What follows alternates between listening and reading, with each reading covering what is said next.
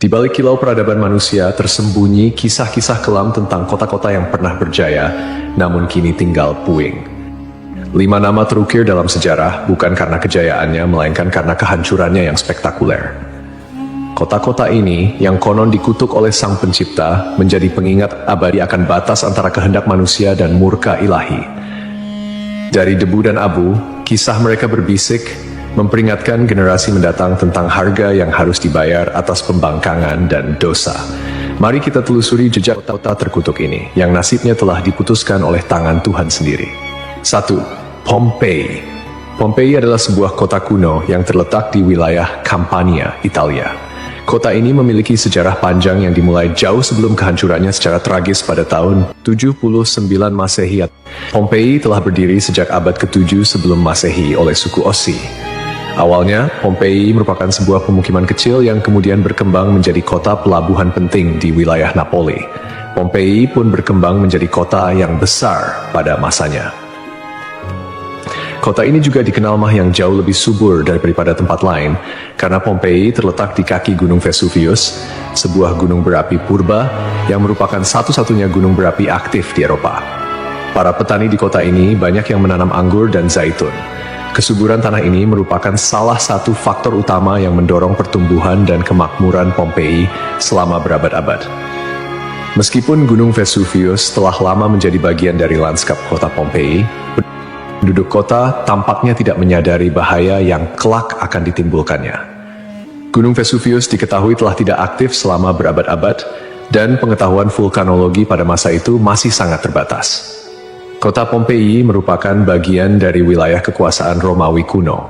Banyak dari masyarakatnya merupakan keturunan Romawi, dan di seluruh wilayah Kekaisaran Romawi kuno, praktik prostitusi memang dilegalkan.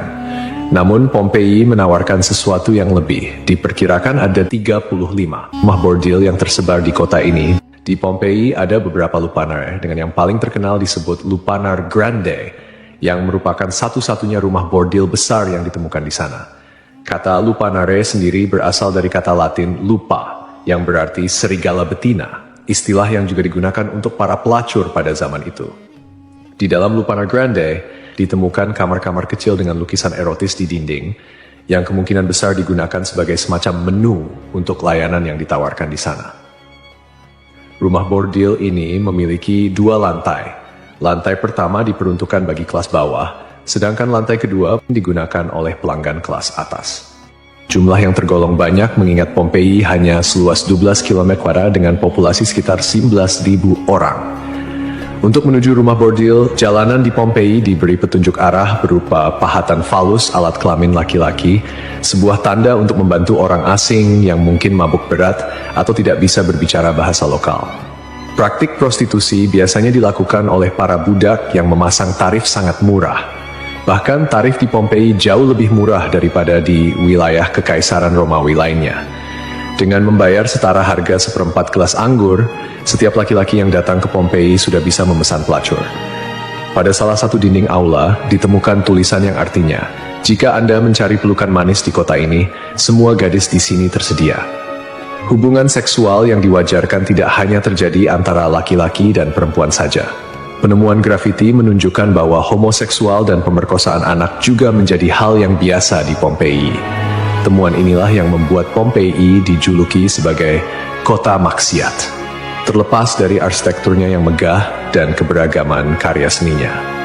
Akhirnya, setelah kegiatan maksiat di kota ini semakin parah dan menjadi pemandangan yang lumrah, pada tanggal 24 Agustus 79 Masehi, sekitar tengah hari, terjadilah letusan mahadahsyat dari Gunung Vesuvius. Gunung ini mengeluarkan kolom erupsi yang luas dan tinggi hingga mencapai ketinggian 33 km. Abu vulkanik dan batu apung mulai berjatuhan di Pompei dan di daerah sekitarnya. Tebalnya erupsi menyebabkan kegelapan di siang hari dan membuat orang-orang kesulitan untuk bernapas, sehingga penduduk Pompei banyak yang tidak sanggup melarikan diri. Kemudian pada malam hari, letusan mencapai puncaknya. Serangkaian awan panas yang mematikan mulai menyapu kota dengan kecepatan tinggi dan membunuh siapapun di kota tersebut. Meskipun sulit untuk memastikan jumlah korban jiwa yang tepat, diperkirakan ada sekitar 2.000 orang yang tewas di kota Pompei, meskipun banyak juga yang berhasil melarikan diri pada tahap awal erupsi. Namun, mereka yang tak tinggal atau terlambat melarikan diri menghadapi nasib yang sangat mengerikan. Kota maksiat ini hancur lebur bersama 500 tahun. Setelah sekian lama, Pompei ditemukan kembali pada abad ke-18 dan penggalian yang dilakukan mengungkapkan banyak artefak serta mumi-mumi yang terkubur di bawah abu vulkanik. Pompei kini menjadi simbol peringatan akan bahaya dari keangkuhan dan dosa manusia.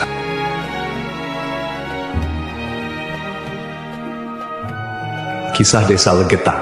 Pada suatu hari di Desa Legetang, warga melihat banyak binatang liar berkeliaran di sekitar jalan desa. Binatang-binatang ini, seperti monyet, kera, babi hutan, dan lainnya, bukan berasal dari daerah tersebut. Setelah diselidiki, ternyata hewan-hewan ini berasal dari Gunung Pengamun-Amun, yang berada agak jauh dari Desa Legetang. Kejadian ini membuat warga khawatir dan mereka bermusyawarah untuk menyikapinya. Mereka menyimpulkan bahwa turunnya hewan-hewan dari gunung adalah pertanda akan terjadinya musibah besar. Kepercayaan lokal yang menyatakan bahwa hewan bisa merasakan bencana sebelum terjadi mendorong warga Desa Legetang untuk bertindak cepat. Mereka memutuskan untuk kerja bakti membuat parit di lembah Gunung Pengamun-Amun sebagai upaya antisipasi bencana, khususnya longsor. Desa Legetang terletak di dataran tinggi Dieng, Kecamatan Batur, Kabupaten Banjarnegara, Jawa Tengah. Desa ini dikenal dengan tanahnya yang sangat subur, bahkan lebih subur dibandingkan desa-desa lainnya di sekitarnya. Sebagai contoh, jika semangka yang ditanam di desa lain hanya mencapai berat sekitar 6 kg, semangka yang ditanam di Legetang bisa mencapai 10 hingga 12 kg. Setelah parit selesai dibuat, kehidupan di desa kembali normal. Desa Legetang adalah desa yang makmur, hanya sedikit orang miskin di sana. Banyak saudagar kaya yang hidup mewah dan uang sering dihamburkan untuk hiburan. Setiap malam, mereka sering berjudi dan mengadakan berbagai hiburan yang tidak pantas, seperti kesenian lengger yang kadang berujung pada tindakan asusila. Kesenian ini yang hanya dilakukan di desa tersebut menjadi simbol betapa jauhnya masyarakat desa ini dari nilai-nilai agama dan moral. Setiap malam, penduduk Desa Legetang terlibat dalam berbagai bentuk kemaksiatan, termasuk perjudian, mabuk-mabukan, dan seks bebas. Mereka yang tidak terlibat dalam perilaku ini tampaknya membiarkannya, seolah-olah itu adalah hal yang wajar. Beberapa sumber melaporkan bahwa tingkat kemaksiatan di desa ini sangat tinggi, dengan beberapa laporan ekstrem seperti hubungan seksual antara anak dan ibu kandung. Desa Legetang mengalami hujan yang sangat lebat. Cuaca ekstrem ini disertai dengan petir yang menyambar-nyambar dan suara guntur yang menggelegar di langit yang gelap. Tiba-tiba, terdengar suara ledakan yang sangat keras yang dapat didengar hingga ke desa-desa di sekitarnya. Bukan paginya, setelah badai reda, penduduk desa-desa tetangga terkejut mendapati bahwa Desa Legetang telah tertimbun tanah dari puncak Gunung Pengamun-Amun. Tragedi ini menelan korban jiwa 351 orang, termasuk bayi dan balita. Hanya satu orang yang berhasil selamat, yaitu seorang pemuda bernama Suhuri yang sedang berada di luar desa saat kejadian. Secara logika, sulit untuk memahami bagaimana Desa Legetang bisa tertimpa longsoran dari puncak gunung yang jauh dan terpisah oleh lembah serta perkebunan. Penduduk desa telah membuat parit sebagai antisipasi terhadap longsor, tetapi bencana ini tampaknya melibatkan fenomena yang tidak bisa dijelaskan dengan mudah. Ada yang berpendapat bahwa kejadian ini adalah azab dari Allah, karena tidak dapat dipahami secara rasional. Ashabul Ras. Ashabul Ras adalah sebuah kaum yang hidup pada zaman dahulu. Kisah mereka disebutkan dalam Al-Quran sebagai salah satu kaum yang mendapat azab dari Allah Subhanahu wa Ta'ala.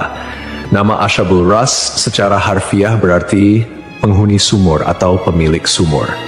Mereka tinggal di sebuah wilayah yang kini diperkirakan berada di antara Yamamah dan Hadramaut di Jazirah Arab. Kehidupan Ashabul Ras sangat bergantung pada sebuah sumur besar yang menjadi sumber air utama. Tidak hanya menjadi pusat kehidupan, tetapi juga menjadi simbol kemakmuran dan identitas kaum tersebut. Mereka membangun peradaban yang cukup maju di sekitar sumur ini dengan pertanian dan peternakan sebagai mata pencaharian utama. Namun, meskipun telah diberi nikmat berupa sumber air yang melimpah, Ashabul Ras justru menyalahgunakan anugerah tersebut. Mereka mengembangkan sistem kepercayaan yang menyimpang dan menyembah pohon cemara besar yang tumbuh di dekat sumur mereka. Pohon ini dianggap suci dan dijadikan objek penyembahan, menggantikan Allah Subhanahu wa Ta'ala sebagai Tuhan yang seharusnya disembah. Kemusyrikan Asyuburas tidak berhenti pada penyembahan pohon saja. Mereka juga mengembangkan praktik-praktik yang bertentangan dengan ajaran Tauhid, seperti membuat patung-patung yang merepresentasikan dewa-dewa mereka, kemudian melakukan ritual dan persembahan kepada pohon cemara, serta menolak ajaran-ajaran monoteisme yang dibawa oleh para nabi dan rasul. Allah Subhanahu wa Ta'ala dalam rahmatnya yang tak terbatas tidak langsung menghukum Ashabul Ras. Sebaliknya, Allah Subhanahu wa Ta'ala mengutus seorang nabi kepada mereka untuk membimbing dan mengingatkan mereka akan jalan yang benar. Nabi yang diutus ini, menurut beberapa riwayat, adalah Nabi Syuaib, meskipun ada juga yang berpendapat bahwa ia adalah nabi yang lain yang namanya tidak disebutkan dalam Al-Quran. Nabi yang diutus kepada Ashabul Ras berusaha dengan gigih untuk mengajak kaumnya kembali ke jalan yang lurus. Ia menyampaikan risalah Tauhid, mengajak mereka untuk hanya menyembah Allah Subhanahu wa Ta'ala dan meninggalkan penyembahan terhadap pohon dan berhala. Nabi ini mengingatkan mereka akan nikmat-nikmat Allah Subhanahu wa Ta'ala yang telah diberikan, termasuk sumur yang menjadi berkah dalam kehidupan mereka. Namun, meski telah diingatkan, mereka tetap keras kepala dalam kekufuran dan kemusyrikan, bahkan mulai mengancam dan memusuhi Nabi yang diutus kepada mereka. Penolakan ini berlangsung dalam waktu yang cukup lama, menunjukkan kesabaran Allah Subhanahu wa Ta'ala dalam memberi kesempatan kepada hamba-hambanya untuk bertaubat. Setelah bertahun-tahun menolak ajakan Nabi mereka dan tetap teguh dalam kekufuran, akhirnya azab Allah Subhanahu wa Ta'ala turun kepada kaum Ashabul Ras. Azab ini datang sebagai konsekuensi dari penolakan mereka yang terus-menerus terhadap ajaran Tauhid dan ketekunan mereka dalam menyembah selain Allah Subhanahu wa Ta'ala. Menurut beberapa riwayat, azab yang menimpa Ashabul Ras terjadi dalam beberapa tahap. Pertama, terjadi kekeringan dan paceklik. Allah Subhanahu wa Ta'ala mulai mengurangi curahan rahmatnya dengan menahan air hujan. Akhirnya, terjadi kekeringan berkepanjangan. Tanaman-tanaman mereka mengering dan ternak mereka mulai mati kelaparan. Ini merupakan peringatan awal bagi Ashabul Ras, namun mereka tetap tidak mengindahkannya. Kemudian terjadi pencemaran sumur. Sumur yang menjadi sumber kehidupan mereka tiba-tiba tercemar. Airnya berubah warna, berbau busuk, dan tidak layak dikonsumsi. Hal ini menyebabkan krisis air yang parah di kalangan Ashabul Ras. Lalu datanglah gempa bumi.